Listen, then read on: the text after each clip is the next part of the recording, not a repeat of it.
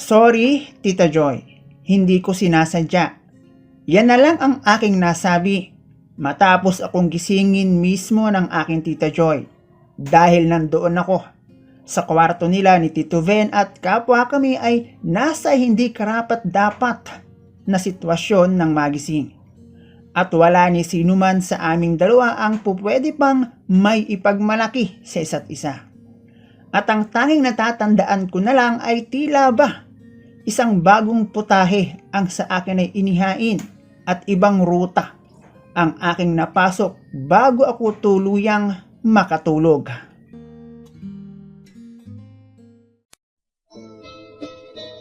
Hello guys and welcome dito sa Kasgul TV. At syempre kung ikaw ay bago dito sa aking channel at trip mo ang ganitong klase ng kwento, palike and subscribe naman dyan.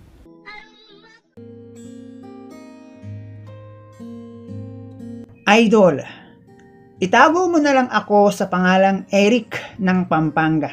Of course, gusto ko din mag-share ng kwento. Kwento na kahit taon na ang lumipas ay hindi ko pa rin maibaon sa limot. Masasabi kong isa sa kasalanan pero magandang aksidente na pangyayari.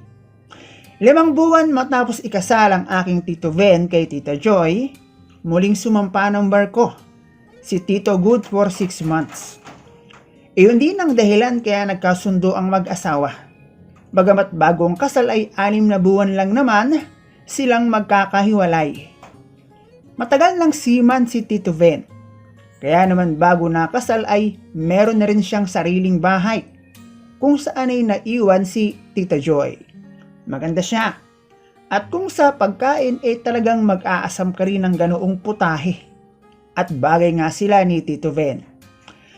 Naging close naman kami ni Tita Joy dahil si Tito mismo ang tumutulong sa akin sa pag-aaral ng college. At ako rin ang namamalagi sa bahay ni Tito simula noong mapa sa kanya iyon.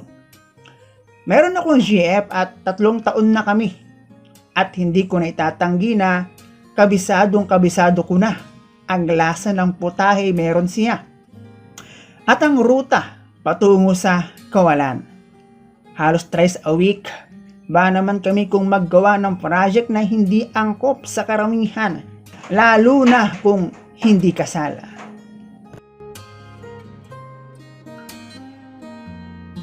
At kung paano naman ako ay narong turn kay Tita Joy, iyon ay dahil nag-celebrate siya ng ika-29 na kaarawan. At matapos ngang magsiuwi ang mga bisita, ay naiwan ang aking GF at nagkaayaan kaming mag-shot ng konti. Pero hindi konti ang naging ganap. At dahil sa aming tatlo ay ako lang yung medyo nakakatagay sa totoong buhay, mas nasa pool si GF at Tita Joy. Isa-isa ko sinilang ipinasok sa kwarto para makapagpahinga. At ako naman ay inubos ang natira sa bote. Matapos iyon, ay nagligpit pa ako pero talagang tinamaan na rin ako at pumasok na sa kwarto. Sa aking pagkakaalala ay tila ba naging diwata sa ganda ang aking GF dahilan niyon upang maghalo ang balat sa tinalupan nang wala sa tamang pagkakataon.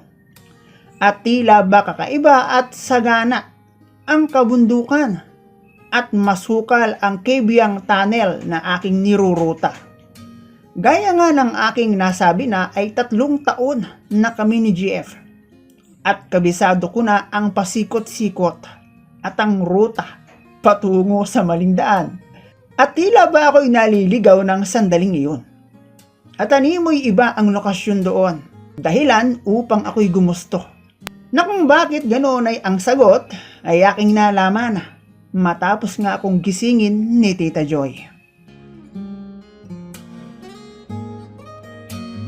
Matapos kong humingi ng pasensya dahil nga kapwa kami nakainom, ay nataranta si Tita Joy at hindi alam ang gagawin.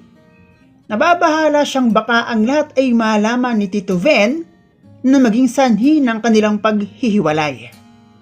Lakas loob kong sinabi kay Tita Joy na hindi naman namin sinadya iyon. At ako sa sarili ko ay nangako sa kanya na walang ibang makakaalam noon at hindi sa akin magmumula ang paghihiwalay nila ni Tito Ben. Bagya siyang kumalma. At habang akin siyang pinagmamasdan, ay tila ba naisip kong sayang. Kung alam ko lang, nilubos ko na sana. Yun naman ay sa isip ko lang. At wala talaga sa planong ahasin ko si Tito. Lalo't ang laki ng utang na loob ko sa kanya. Mula noon ay naging mailap ang pagkakataon sa aming dalawa sa iisang bahay. Maging ako man, kahit nang hihinayang ay natatakot din sa pwedeng mangyari. Kaya mas pinili ko ang umiwas na lang at sa bahay na mamalagi. Ay, sana all.